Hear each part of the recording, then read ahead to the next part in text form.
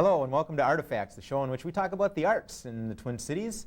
And for those of you who've been watching the show in Minneapolis, this is nothing new, but those of you who are watching on the Metro Cable Network, we're pleased to be on with this, our first show on Regional Channel 6. Now later on we're going to have Janet Zahn as a guest and a special guest from the film industry. We're also going to have Wendy Knox on, director of Frank Theater, and a whole passel of people who are part of a show coming up called Family Acts. But my first guest is a friend I've known for a long time and a professional here in the Twin Cities, Scott Burton. Scott, thanks for being on the show. Thanks. Now, Scott, glad to be here. You're glad to be here. Very much so. I think of you as a juggler, but you're a comedian. No, that's well thought of. You're a writer, a performer, and you've been at this for about how long here in the Twin Cities? Well, I started with Sideshow, the group that we worked together in, Yeah. in 1981. 1981, so So good 12 years. decade plus. Chow. Yeah, yeah. And I'm only 23. Is there? Yeah. So you were a young find. I was, yeah. That's right. Prodigy. Now, what got you into juggling? Boy, just really quitting school. I quit college and had all the aspirations of being any kind of a lay worker, you know, Yeah. kind of a taxi driver, Right. something of that nature. My dad never instilled lofty aspirations in me. But then I had been juggling for about a year or two, and then Sideshow was holding those So auditions. just that long ago? I mean, that you was, picked that it was up exactly as an it. avocation and thought this looked fun. Yeah. Okay. Now, what? I mean, you're in high school when you started, or was it in college you started? I started in high school. So what? I mean, who or what got you thinking that looks like fun? I want to pick up three balls and juggle them, or clubs. Or I've whatever. never thought of it as being fun. I mean, I like it, and it is very fun. So this is like penance. It is. It is. I'm. Yeah. But something had to catch your attention and say, hey, I'll do that. It was active, and it was a creative challenge in terms of. I mean, you got these three balls, and you want to see what can I do with them, and preferably what can I do with them that no one else does with them. Right. I mean, that was. So there was that sort of a kind of a personal challenge and getting better at it, and yeah, getting better is a big deal for me. I mean, Yeah. anything that I do, I like to try and be, you know, obviously as good as I possibly can. Well, and you're probably far too modest to say this, but you've gone on and won international awards at IJA, that's International Juggling. I'm not nearly that modest. You're not? Well, brag a little bit. Now, you've also had the chance to juggle with some of the best. Yeah. Yeah. I mean, well, you know, the best is really a subjective word. So some guys who are moderately good, but they faked it well. No, it's really just, I mean, there are just so many variations of juggling. Yeah. So many, you know, some people are really good because they're creative. Some people are really good because they never ever drop. Some people are really good because they juggle, you know, 12 objects. Some people are Right. really good because they take one or two objects and just make it look Right. magnificent. And of those varieties of juggling and object manipulation, what do you like to do the most? I don't fit in either. To me, it's a physical challenge. Because I've seen you juggle numbers of things. I mean, 5, 6 balls Right. or whatever. I've Well, also seen you do heavy objects. I'll certainly dabble in numbers because Right. that's kind of a requirement of almost Right. any juggler. Right. Try and juggle a lot. But for me, it's almost aerobic. I want to see, because most of the jugglers that I have seen as I delved into the art more. There's a real. You said you weren't going to look at those. No, I'm not. Doggone it. Actually, there's a guy Oh, moving you around just down got there. that bug down there. Get out of there. Got it. Sure. It's they didn't have. They all look the same. They're just kind of that flowing, kind of happy. Yeah. Gee, I'm a happy juggler kind of person. Right. And I just wanted to go. I don't want to have that cutesy poo personality. I just wanted to Right. get down there and just juggle. Where do you do this? Which Juggle. for work. Yeah. How do you make a living doing this? I don't do. Obviously, you know, I don't go anywhere and just juggle and make money. Right. I work in comedy clubs. I used to work a lot in comedy clubs. Actually, gosh, it's a lineage. I mean, both Phil and I started more in the street. Yeah. You know, working for Peanuts. the homeless, I think. really. That's right. And As the homeless. as the homeless, there was a tight bond there. Yeah. It's that guy from Can 3. So you started in the streets. So we started in the streets, moved to like Renaissance Festival, which is a glorified street.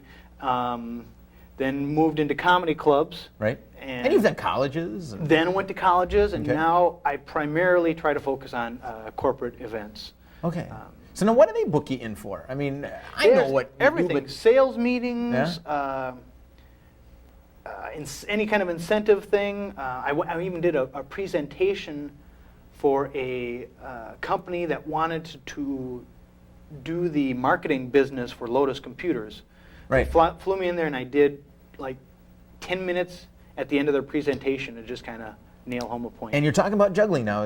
I was the juggling skill and, that you and have. comedy and, Yeah. just And the verbal. being Yeah. a character more or less. But Wow. I mean, it's everything I do centers around juggling. Well, I can't have a juggler as good as you are on the show without asking you to do a little bit of demonstration I of would what you be do. happy to do so. Speaking of presentation. Now take your mic off there. Yes, I will do so. And what are you going to start with? I'm going to start with I'm going to go with 3 clubs, and then I might try kind of a newer thing I'm doing with the 5 balls. 5 green apples there. Okay. You have to Sounds get that in. Well, yeah. All right. And you're not going to drop.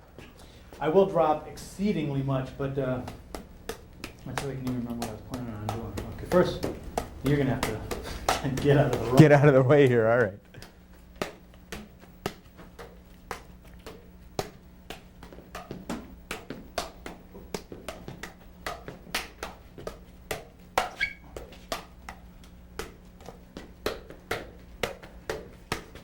I'm going to get my bag.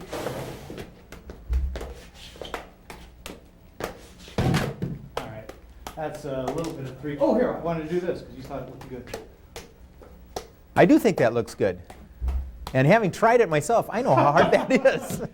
Okay. Oh, all right, that's close enough. And the 5 balls. That was an attractive shot there, wasn't it? That's Sorry. very good. Just turned around there.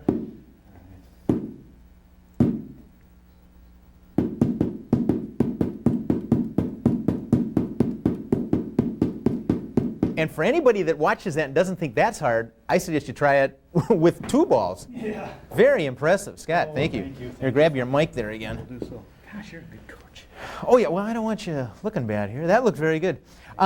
We don't have that many more minutes to go, and I want to talk about a couple of other things. You're involved in an upcoming event called Celebrate Life. Yes. And I want you to talk a little bit about that and why you're involved in it. I don't know a great deal about it. I don't, probably making a lot of awful sounds, aren't I? It's a celebration for cancer survivor patients. No, actually, they're no longer patients. They're just plain survivors. But it's it's more of a support group type of thing. Everyone who's either dealing with cancer, gone through cancer, you basically just get together, talk over experiences, share your story with other survivors, And you're involved because you are a cancer survivor. I am a cancer survivor. Yeah. Oh, I hate the word. Sounds like I just did a triathlon on chemo. Yeah, I had a osteosarcoma. Osteosarcoma. Now, has that affected your performing? Obviously, it took you out of circulation for a while, for a yeah. And it gave me a severe new hairstyle. It took me out for a while, and I also, it's not the cancer itself that affected me performing-wise at all, except for going through chemotherapy. I had an operation on my leg in which I had about 1/3 of my femur removed from the knee up, and then a new one put in. Wow. It's a loner. It's nice that they've got them. Yeah. Yeah. And that has impaired my movement considerably, but I've been able basically to work around. And you're still performing. I'm back performing. You're back performing. I'd kind of been out since, I thought I would be back by February, and I'm really only started doing things around April or May. Well, I still think that's remarkable, though. You came back. Well, why not? Yeah. I mean, that's what I true. do. I don't see any reason. Scott, we've got about a minute or so left, and you agreed you were going to do one thing that I've always found amazing, to see somebody juggling basically what I would call your floor show. Yeah. And don't forget that mic again. Sure. Want to describe it? Just kind of set it up? The only reason why I do talk about it is because, like I said at the beginning, a big goal is to juggle in a different way or creatively. Yeah. And this is something that I do that I don't think anybody else does. So, oh boy.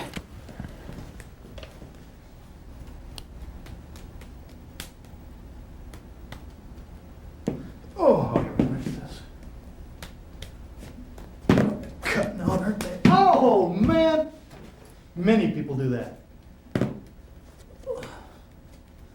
Worked so much better in rehearsal, didn't it?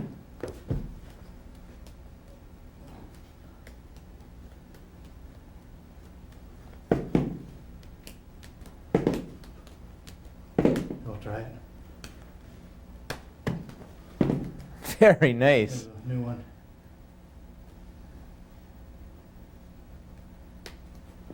Probably already figured it out. Oh.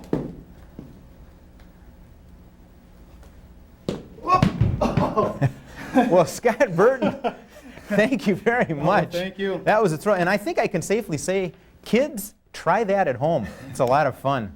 Scott, thanks for being on the show. No problem, thank you. And we'll be back in just a moment with Wendy Knox. Come right back.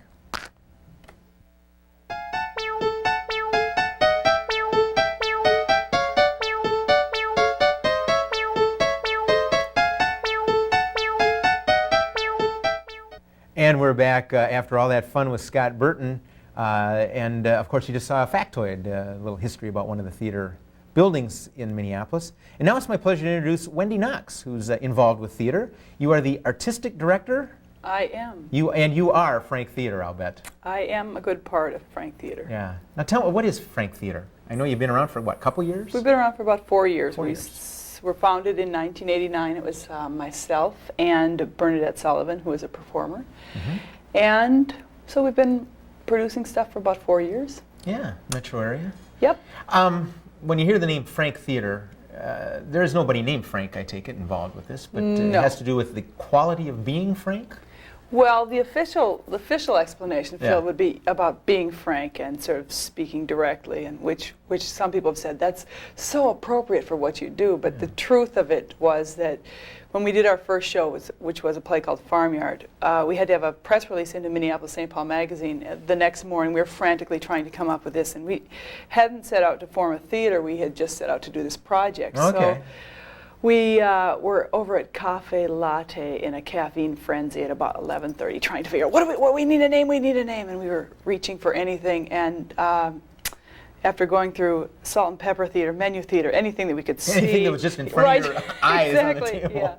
yeah. We settled on Frank Theater, but from which was decided because I had seen a Finnish film that afternoon by the Kaurismäki brothers, which are these very funny, very well-known Finnish guys who are insane, and they had a film called Calamari Union in which there was about 32 characters and they're all named Frank. Oh. And so it's hysterical. One person comes in, have you seen Frank? Yeah, he was with Frank. Well, Frank left. And I said, well, we could just be Frank Theater. And we got a great laugh out of that. That's great. And then realized that there was a double play on it. So Yeah. that's kind of where it So the came from. funders get the official version of all that, probably. You know, this is serious Right. drama. Well, they haven't really asked us to, but if you look closely at our logo, it's a Frankfurter font.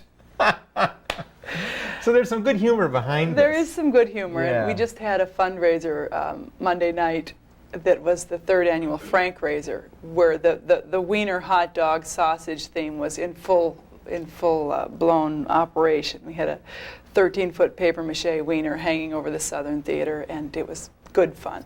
Phyllis Wright hosted a Frank Raiser Jeopardy, which all the categories were different. You could have a Frank roast. We could have a Frank Maybe, roast, you know, yeah. raise a little, but we're getting off the track here because you got a show coming up in September. Yes. And I want to talk about that a little bit. But also, kind of melding a little bit. I mean, there's the humor behind it, and you're obviously an animated, humorous, good-natured person. But a lot of the shows you work on deal with very serious kind of social issues and Yeah. some tough topics. Yeah. You know, is there a pattern to that? Is this what Frank Theater is about? That's what our mission really hinges on. There's two things that we want to do. One is, the first one is providing a challenge to the artists that we work with as well as the audiences. One of the things that when Bernadette and I were starting this, we were interested in doing stuff that didn't let people off the hook easily. We were tired of the abundance of sort of fluff theater, or as we called it, so what theater, or white bread theater. Mm-hmm. And we wanted to do something that was a little more gritty, and that has sort of evolved, so that does mark our stuff. And people say this to me frequently, well, you seem like you're a lot of fun, why is your work so heavy? And But it's the challenge factor, so it's giving the actors, directors, designers a chance to work on something that they might not have at another theater. And the second thing is that we're really interested in reflecting the world that we live in, which means we want to deal with something that is some cultural, social, political themes. So. Well, let's talk a little bit about the show that's coming up, Mad Forest. Right. It's by Carol Churchill, who is one of Britain's most well-known playwrights. We did a show of hers called Top Girls about 3 years ago, which was a big hit for us, which was very interesting. This play is about the 1990 Romanian Revolution, with Ceausescu being toppled. And it really deals with the before and after of that event, and also addresses the numerous unanswered questions about really what went on. And I think it's about living under a dictatorship and how that permeates all aspects of personal, social life, and just the fact that nobody knows what really went on there. It was such a confusing and tumultuous 3 days where the army, the Securitate, nobody knew who was doing what, and so that's kind of any personal connection for you other than the issues itself? No, I mean I'm interested in this. I'm interested again because both the political and social stuff, or cultural stuff about it, and I'm a big fan of Carol Churchill's. This is the third or fourth play of hers I've directed, and she's very difficult. And the Churchill, I was going to say, the Churchill that I've seen, a couple of her shows, the richness and the texture of the language really struck me. Is that part of the challenge that you give then to your actors as well as the audience? Yeah, and that's, I mean, she writes a lot of overlapping dialogue, which in Top Girls it was tremendous. In this one it's less so, but still it does, it's written specifically almost like a musical score where someone comes in at a certain point in someone else's sentence, which gives a great rhythm to it. And this piece is particularly challenging. The actors, all of them have to speak Romanian at one point. They have to speak a significant portion of the play in English with a Romanian dialect. A number of people play several roles. The middle section of the play is somewhat journalistic, almost first-person accounting of where these people were during the 3 days that the deck of cards was thrown up into the air. And was it hard to cast with that complexity that you're describing? Yeah, it is, and it's you need actors who are smart, who are on their feet, and who can be up to it because we have a fairly short rehearsal time. The middle section we're also using video and projection stuff, which is Mark Tang, who's a local filmmaker, is going to be doing, and.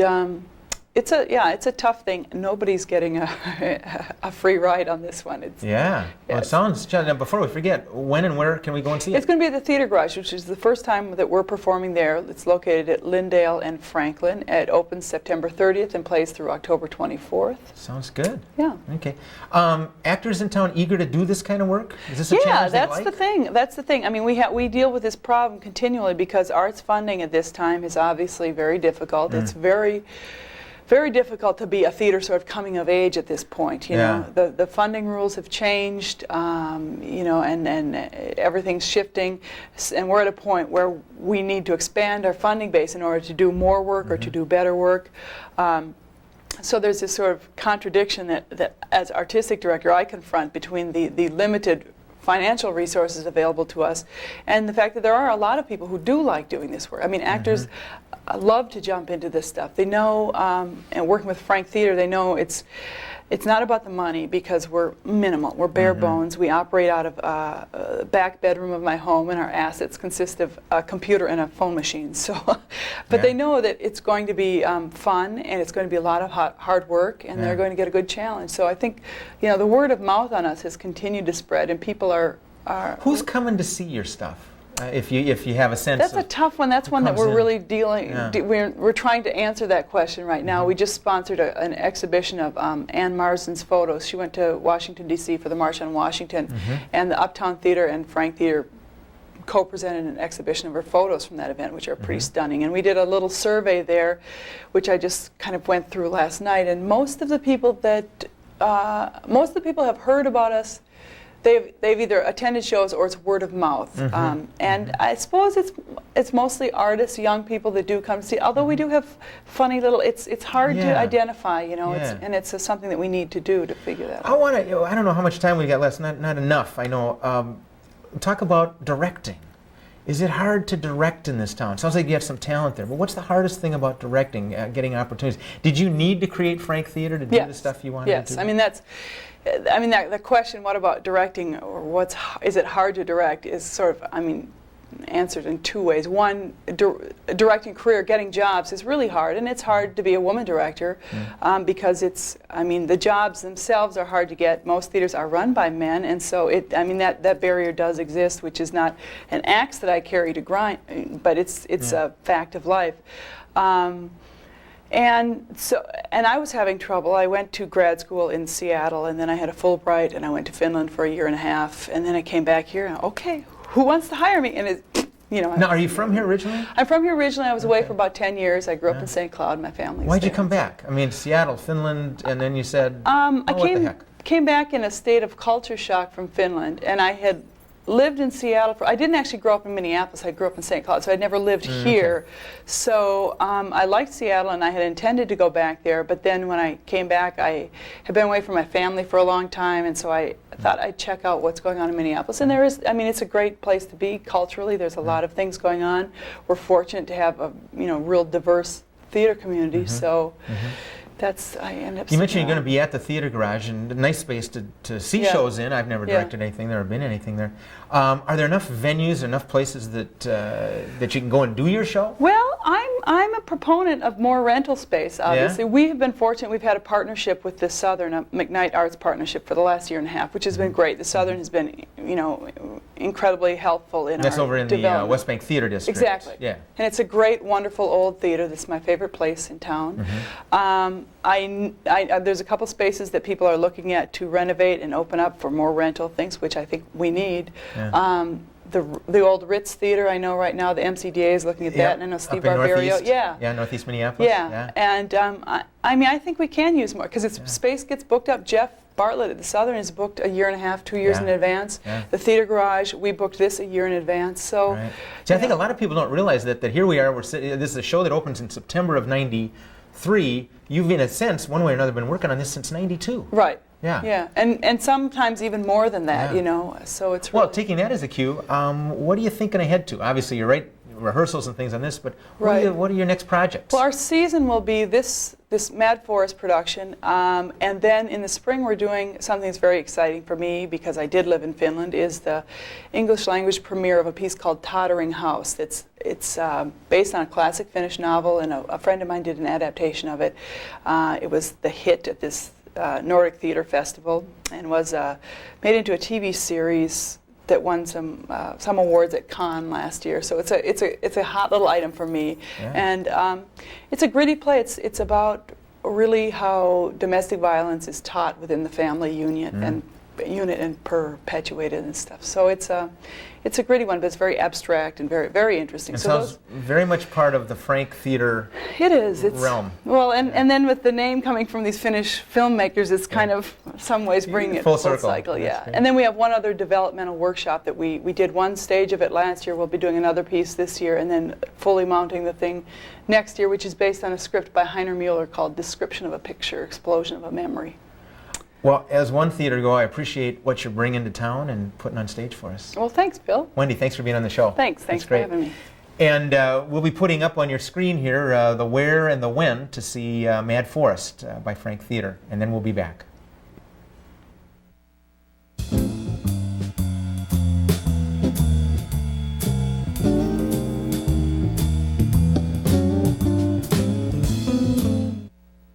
And we're back. We're back with some performers I've long admired, and as it happens, some of the young people here are children of theirs, and they're all part of a show called Family Acts that we're going to talk about a little bit later. But first, let me introduce who's here. We have Ashwina, and we have Ronnie, and we have Molly, and we have Barb. And you are a mother-daughter team, and we have a mother-daughter team here. And I guess I'd like to start with you two and find out a little bit about what Family Acts is all about, and then maybe we can talk a little bit about what you're doing specifically. What is Family Acts, a show that's coming up at the end of the month? We have about 6 families where there's father and daughter, mother and daughter, and performing different acts like dance, music, mime, dance from Africa, from India, and a lot of variety of things that's happening, which is very interesting because you can see how the parents have been doing that and the children are trying to follow. and to Right. the So same it's, footsteps. it's a connection between the professional parent and the children who Right. may or may not be choosing to follow. That's right. And I know that what you're doing, the part of the show that you're involved in, is Bharatanatyam. And can you briefly describe that? We actually have a short clip of some of the dance that I know you've been involved in. I think one of your other children, Purna. Yes. And so we're going to take a quick look at a little bit of that. And maybe as we see it, you could describe very briefly, what is Bharatanatyam? What are people seeing when they see that dance form? It is a South Indian classical art form, which is about 2,000 years old. And basically, through this dance form, we tell stories using gestures, facial expressions, and movements. And also, there is a lot of rhythmic, pure dance where we beat out complicated rhythms with our feet and use our entire body to interpret rhythm. So basically, it's an art form which has everything in it: storytelling and rhythm. Right. And it's a traditional art form with beautiful costumes. And you've been performing hereabouts. I know I've seen you and members of your family for quite a few years here in the About Twin 15 Cities. years. 15 years, yeah. Ashwini, is Bharatanatyam something you look forward to being part of yourself? Yeah, I really like it. I started when I was 5, and I've been, doing little dances over the years, but this is the first time I'm going to be dancing alone with my mom.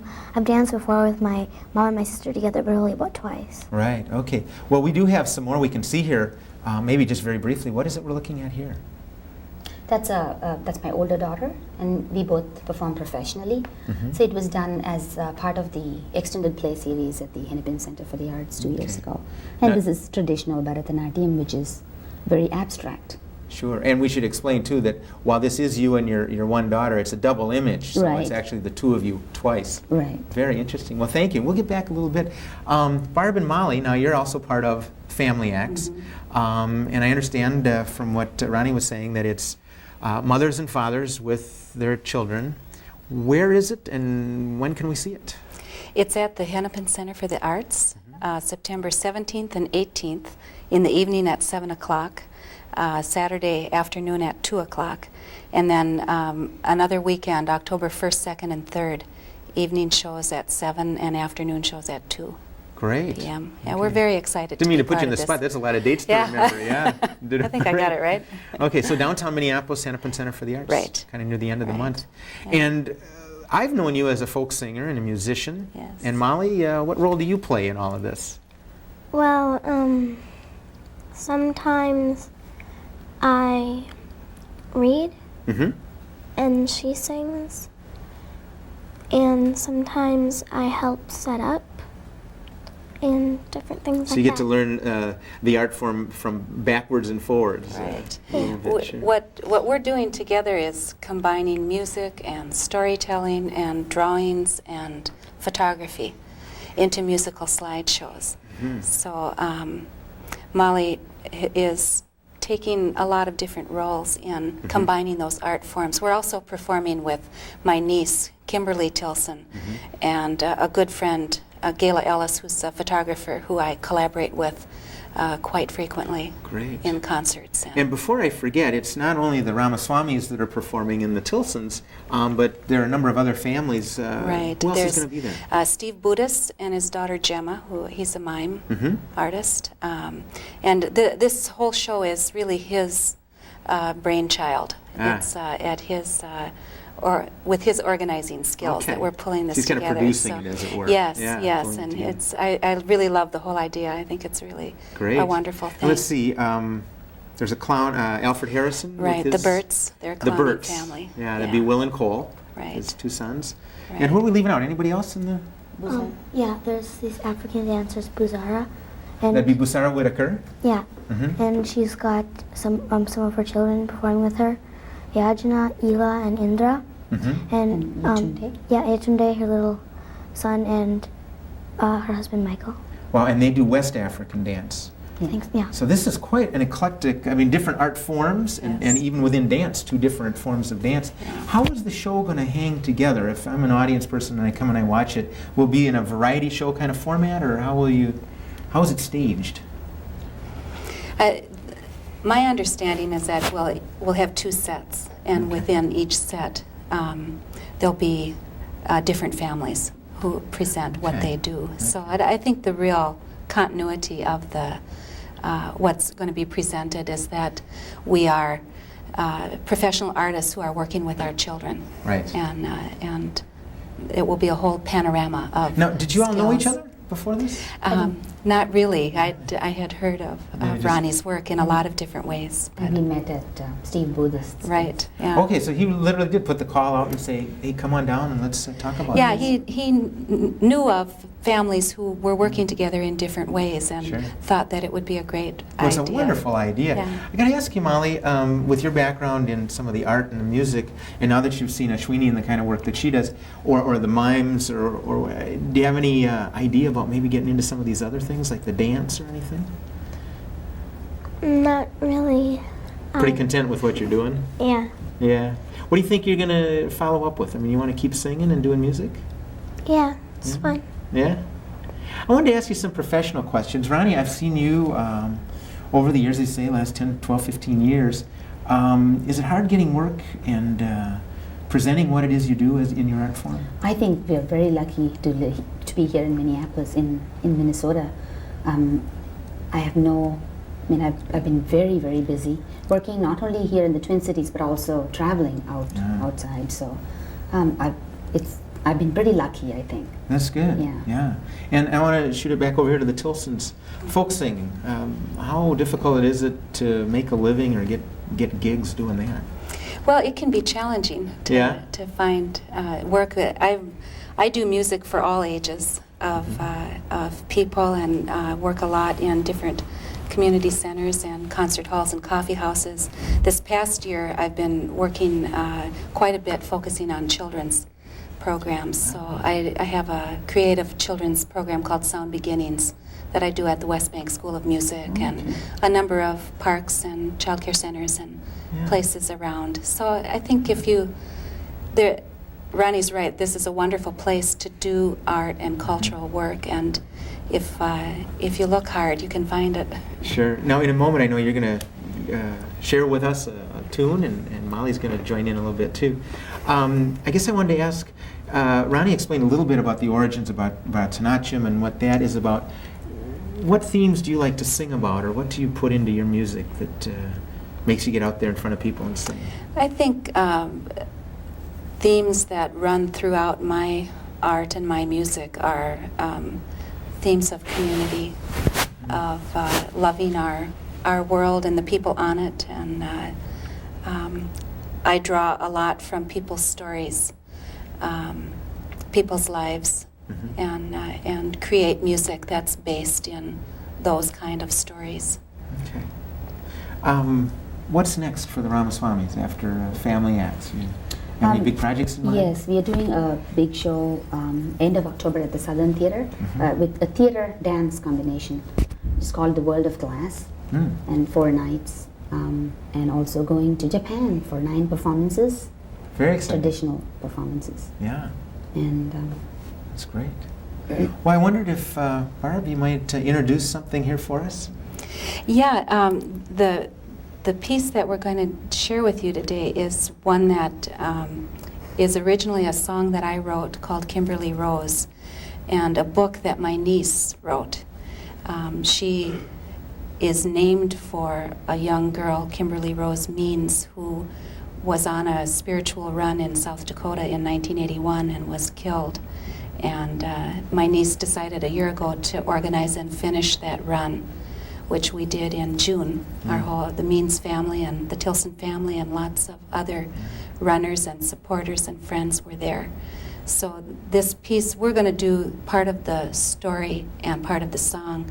As a whole performance, it has drawings, and it will have photos of the run, too. And this would be something we'd see at Family Acts. Right. We're going to do it at Family Acts, and it's something that both Kimberly and Molly and I and Gayla have performed over the last year, raising money for the run. So even the origins of the song is a family act in a way with your Yeah. niece. Yes. That's great. Well, if you would, we'd be pleased. Okay. Good. We'll take just a minute to set ourselves up here.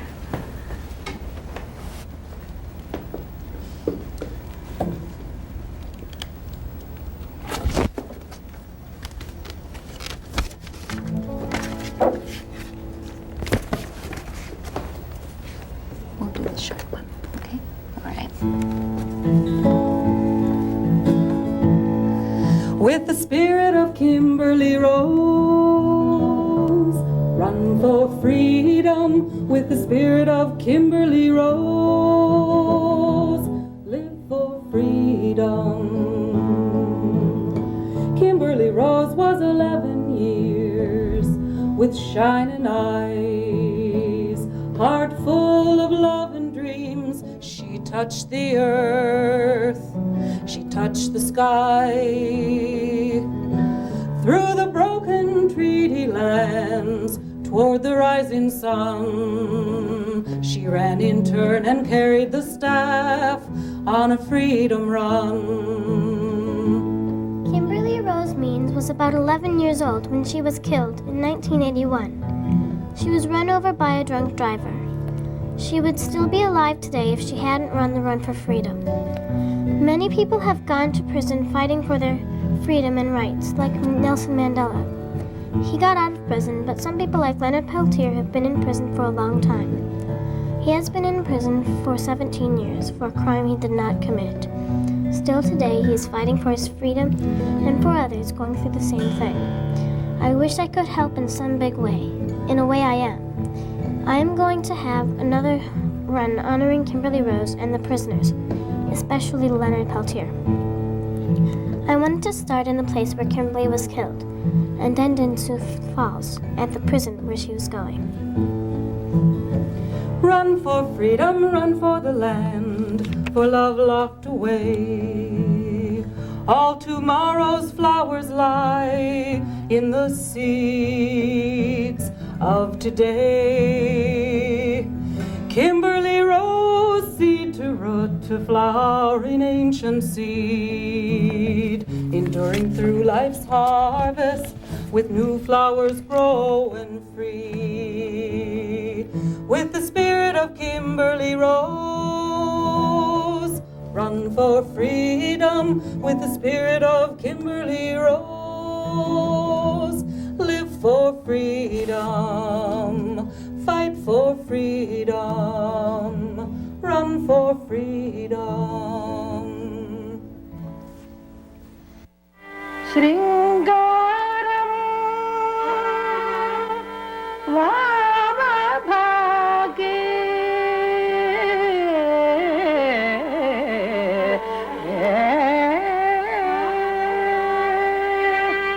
Shringaram Vamabhage Shringaram Vamabhage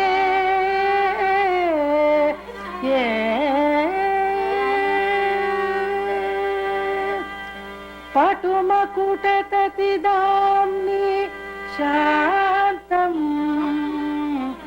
Patumakuttatidamni shantam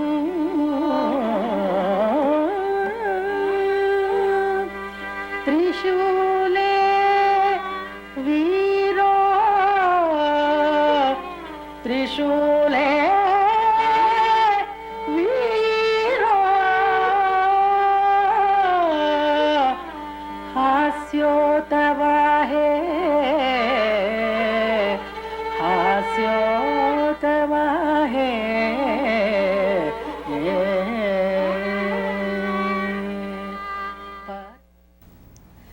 And at the start of the show, we promised you Janet Zahn and a guest from the film industry, and we've got Steve Westerlund. Steve, thanks for coming on the show. Thanks for having me. Steve is an independent film producer, and you wear a number of hats, actually. You've been over at Film in the Cities, where you've been the manager of... yeah, equipment room facilities manager. That's right. And you're starting up a new organization I want to talk about in a moment. Right. And Janet, you are the coordinator Yes, of the Minneapolis Office of Film, Video, and Recording. correct. Which takes up most of the room on a business card. Yes, and it takes a long time to say on the phone. That's right. That's why you answer, it's Janet. Yeah. Now, before we talk about all of Steve's work, and we've got actually a clip from one of the projects you're working on, what the heck is the Office of Film, Video, and Recording? Well, I guess I would describe the big picture with this office is really one of economic development. My job is to keep the film and video and recording businesses healthy in the city, because it does bring jobs, it brings tax revenues into the city. It is a business that in the country, I believe, is a $20 billion industry. And focused, of course, mainly in Los Angeles and New York, and then thirdly, Chicago, and fourth, Minneapolis. So we're fourth right after those In three commercial and cities. corporate production, not Okay. in feature film production. Okay. We're working on it. Yeah. But the idea is that there's this $20 billion pie out there, and more work is moving out of Hollywood, and states and cities all across the country are encouraging that business to come to their states and cities, and that's part of what I do. And then also to try and keep the local industry healthy, nurture it, help it along, because that in itself is also very, very important, of course, to attracting the business. I was here. just going to say, it And would seem jobs to me that it's the health of the local industry that helps attract these Hollywood movies that come here. Absolutely, it was it was the crew, the level of the work ethic, the crews that they found once they got here. And the on-camera talent and stuff. Yep. And that leads me back to you, Steve. What kind of projects do you work on? You're a filmmaker? Yeah, well, my projects aren't at that scale. I mean, I'm working as an independent. I work on a lot smaller projects, and it costs a lot less. And I don't work with as big a crews as the Hollywood films and stuff working. And one thing I was going to mention, though, that another thing that the cities has to offer these new productions is the crew, and then also the education that went into a lot of the crew members. I also teach film making over, I did at Film in the Cities, and that a lot of my students are now working freelance in the industry in town here, and when the studios or the producers are looking for places to do their films, their feature films or whatever, they want to look at places that have a good a number of crew members. So when they can come into a town and they know that there's people that can work and people that have experience and have the knowledge to work on the crews and stuff. Right. It's the infrastructure you're talking about here. And it's absolutely critical, and you're right. I mean, it's like this is the bread and butter that holds this whole industry together is the local industry. It's the local people. It's the businesses that are here now that need to stay here, that we need to encourage to stay here, and so that it's easy for them to work in the city. And the education that the students are getting here has been really important. And if it's not there, this is not an attractive place. It would not be an attractive place to come and work. Because of what? The climate, or? Well, I mean, the reason that they would come then would be strictly location. Right. But if they don't find crews, if they don't find that structure. It costs money to bring in a crew for 6 weeks from California, house them, feed them, and all, and per diem them, all that. And especially they would be union crews and stuff coming in from outside, and there would be a certain amount of extra money that would have to be given to them. So it's going to cost them considerably a lot more money to bring in crews as opposed to just hiring locally. And stuff. Right, which translates into good work for Twin Cities professionals. Right. That's great. Yeah, there are, in the state of Minnesota, there are 5,000 people that are employed full-time in the film and video industry. And a good portion of those are based right here in Well, I'm glad you Minneapolis. mentioned the state, because you work here with the city of Minneapolis, and obviously you link with other sectors here, including the Film Board. Can you talk a little bit about who they are and what they do? Well, I work very closely with the Film Board, and that is strictly on the feature films. They have a pretty solid mission, and that is to bring in production from out of state at the feature film level. And the way that works is they go out, they do the promotion, they do the scouts, they get the people interested in coming here. Once they've signed and said they're going to come in to shoot in Minneapolis, then the Film Board does a friendly passing of the baton to my office, and I help them. If they're shooting in the city, I help them work here, and my job is to provide excellent service. It's the way I promote the city, actually, because I don't have a lot of promotion dollars, but good service spells good word of mouth, and it goes back to Hollywood. How about a few examples? I mean, they come into town and they want to shoot on location, or they maybe need to connect with someone like Steve or the people he's taught or whatever. Well, what do you do for these people? Well, for example, every crew that comes into town, they have a location manager. That's my major contact person. And when they come, they scout all around for the different locations, and then anything that's in Minneapolis, they'll come to me and say, for example, Little Big League wanted to shoot. They have a couple of locations. One was at Minnehaha Falls. Beautiful location. It'll be a lovely chance for people to see our beautiful park, and the falls are gorgeous right now because we've had so much rain. So then I work with the park board. We set up the permits. We make sure they can park. We find out anything they could possibly need or that they need to understand about the parks and how to work with them and how we're going to do that. And that's a pretty typical example. There's also any place else in the city. The most difficult one that we ever did, of course, was to close the Hennepin Avenue Bridge for the filming of Crossing the Bridge. Crossing the Bridge was the Untitled there. Yeah, that must have been quite a challenge because there's a lot of traffic that goes through there, and that has an effect on real people trying to get to and from work in downtown. And I'm fairly convinced that because we were able to do that, that was early on, I think that was 91, and that was the largest kind of use of public space that we'd ever done before. And we really, as a city, pulled together and pulled that off. And I think that was kind of a stepping stone, at least for me and So for people. It became very clear that we were going to be able to work this stuff. And I've talked to people, I mean, I have contacts out in LA, and I talk to them about things involved in the business, and whenever I do it, they always bring up, oh, you know, Minneapolis, you guys are getting a lot of work out there, and we've been hearing a lot of good things about you. So it's interesting how that kind of, it does the talk. There's, even though it's a large community and we're in a multi-billion-dollar business, there's still a lot of that kind of like people, this person knows this person, and talk about, I was in Minneapolis for a couple of weeks shooting this film, and it was really great. They were really nice and all that, and so it keeps that word of mouth basically travels around, and then then somebody else is thinking about, well, should we go to Nashville or Minneapolis, or where should we go? And then they'll move on to. So the old saying, that first impression is important. Very important. It seems to have worked, and now we're, thanks to you folks, capitalizing on that to a degree. Absolutely. Just for the interest of the viewers of this show, who's been in town in the last year or so, and what movies what they might have heard of? Or? Feature film was this winter we had a movie called Grumpy Old Men with Walter Matthau and Jack Lemmon, which I think is coming out in December, but don't quote me, I'm not exactly sure what the but this winter sometime probably.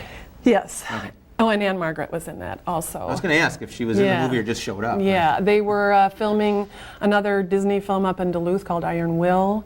Mighty Ducks 2 just finished shooting. Disney also, isn't it? And Little Big League, which is the movie that just started filming on Monday of this week, is that's going to probably be the biggest movie that's ever shot in Minneapolis. Really? No. What makes it big? Big budget for one. Budget? Big budget for one. Castle Rock Entertainment is a very fine company. Company. Yep. Okay. Big stuff. Yeah. And it's just, and it also, technically, they're going to be working in the Dome. That's the home to the twins. Yeah. And in the movie, and they're going to be casting about 14,000 extras. Really? So if people want to know about that, they can probably call my office, and I'll get them the phone number. I didn't bring that along with me. Right, but by the time some people may see this show, that's true. Yeah. Yeah. But maybe it's throughout a ways September off. So yeah, it's a ways off. So, okay. Well, if it's that part of the month and they're still casting, call Janet and maybe we'll get you in the Metrodome. Or something. There will be a phone number, a hotline number to That's call. That's got to be so fun. Out the deals. That's got to be fun. Yeah, it's going to be a big movie. Well, let's shift gears a little bit, Steve. You're currently working on a project that you briefly told me about, and maybe you could intro it for us, and we've got a segment, a couple minutes anyhow. Sure. So share with us. The project I'm working on now, I call the working title is Safe Sex the Movie. But it's a number of interviews and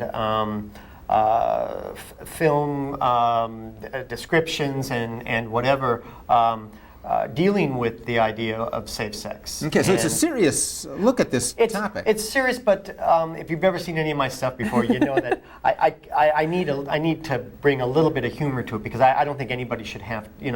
I mean, it's a serious thing, and you can tell that from the film. But there's also humor in everything. Well, even for the title gives you a sense that there's an element. There is there. Well, maybe we can pull this up and. Okay, these were shot. These first couple interviews were shot at Sexorama. Okay, I'm the condom cop. Which is an ongoing thing they have. As far as I know, it has been. It's the club. It's a dance. It's a way for me to talk one-on-one with people, let them know what's going on, what condoms do. It's not only for the pregnancy, but it's also spread of AIDS and other diseases. I have a lot of different types of condoms. We have our typical Sexorama. condoms. And they come in either blue or red. I only have blue right now, though. We also have Kiss of Mint, which is my personal favorite. Full of variety. And we have lifestyles. They all are condoms. They're not just for show. They're not just play. You can actually use these. We encourage that you use them. Sometimes people are embarrassed to maybe talk with a lot of people, or they try to turn off when we talk about safe sex. But when I come up to them and it's one-on-one and it's more personal, they open up, they ask me questions. It's easier this way for people. We've had a really good response with it.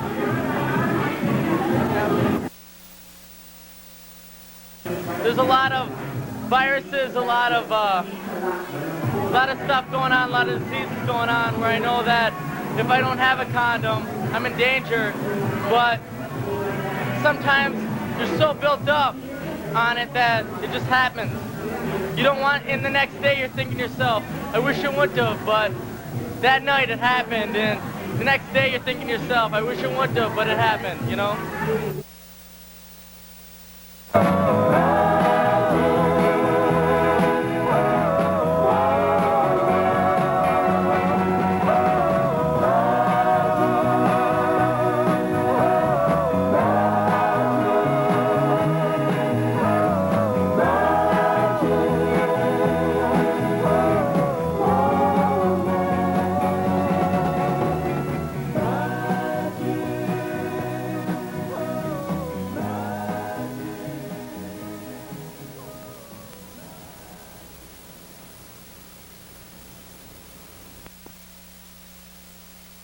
You're serious on that last piece there. I mean, you actually want people to call in with some comments. Yeah, well, I'm interested to know what, if other people's ideas and thoughts on how we get this information out to the people that need it, Yeah. I think that the reason why I started doing interviews at First Avenue was because I think that there's a population of younger people between the ages of like 18 to 20 to about 30, 32 or whatever, that are active in their social life, whatever, but still, because of our culture, we still have those taboos about dealing with any kind of condoms or safe sex, because if you carry a condom, certain part of our culture tells us, well, then you're wanting or asking for something, Right. and if you're that, but we have to get beyond that, or else people are going to find themselves in big trouble. Well, and I just heard a news report yesterday that AIDS is growing the fastest amongst teenagers. Right. It's the fastest growing population that's being afflicted. Right, and I hope that maybe this film I've showed other clips to educators, and that's one of the first things they say is like, this should be shown in the high school, and they said it probably won't be, but it should be. Well, that's a question. I mean, where are you hoping to show this, or your audience? I mean, I hope. It's hard to say. I hope to show it at maybe clubs, maybe back at First Avenue, maybe at festivals, at coffee houses now. There's a number of coffee houses in town that are showing films and videos as an ongoing kind of events and all that. Cable television, maybe I'll get it on the one of your shows there. It's in a way it's hard for me to deal with that. I mean, I'm a filmmaker first, and then a distributor fourth or 10th or something, because I'm more involved with the making of the work, and I don't have, once it's made, I kind of like put it off because I'm already busy working on my next project, and so it's kind of hard to come back to it and say, oh yeah, that's right, I need to get this thing shown out there. I need to go pound the pavement. and of course you want it to be seen, but your mind is already racing ahead to the next project. Right. Yeah. And so it's Well, maybe it's good to ask you. I mean, what is the next step then for a finished product? You get the creative side of it done and all the technical stuff done. Well, the distribution, and you bring up a very good point about it. I think a lot of filmmakers, the business side of this is a whole different side. That filmmakers oftentimes, especially working with low budgets and at that level, they don't have really the expertise, the business expertise to get it rolling, or really the desire. I mean, who wants to do some of that stuff, you know? Yeah. But there's a really good source, and I've had Jane Minton Fours on my television show before with Independent Feature Project North, and they, I think, are probably one of the best places that people can go to find out about, you know, how to get funding to make their films, and then also how to distribute them, what to do once they're made. Okay, so we've got a resource, a service organization, if you will, here in the Twin Cities area to help with that. We only got a couple minutes left, and I want to cover at least a couple things. Okay. You mentioned your show. Yes. Anybody that's watching this show on City Cable 34 can see that. Yes. And when is it on? Do you know offhand? Oh, it's Tuesdays, Fridays, and Saturdays, I Okay. believe. Yep. That's good. And I also want to talk with you briefly, quickly, about the Midwest Media Artists Access Center. Okay. You and some colleagues are working on that. Right. Well, there's when Film in the Cities announced that it was closing, a group of equipment room workers, people that worked with me in the equipment room and in the access center, decided to band together and create this offshoot. You know, so we incorporated as a nonprofit with the state of Minnesota and started working as an organization to get up money to write grants, to get members, to look for space, and what will you be providing then once you get all this up and we're running? basically going to be doing exactly what the Access Center was doing at Film in the Cities. Okay. And that is to provide media artists in the region access to high quality 16 or film, video, and photography equipment That to sounds make great. their media projects. Very important for the community too, because those are the filmmakers that may be the future feature.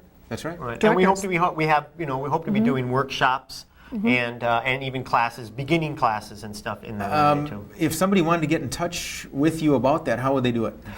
They need to try calling the Film in the Cities number 646-6104, and if that number isn't good when this is aired, they just need to call up information and find out what number for the Midwest Media Artists Access Center will be listed then. And as we always say on this show, if you've seen anything on this show that you're interested in finding out more about, you can call our city cable hotline, which is 673-2234, and we'd certainly relay them back to the Midwest Media Artists Access. And Janet, and Yeah. we'll keep you informed That as sounds things great. develop here. That's great. Well, Steve, thanks for being on. Well, thanks for having me. Eager to see your finished product. And Janet, thanks for being a guest on this show.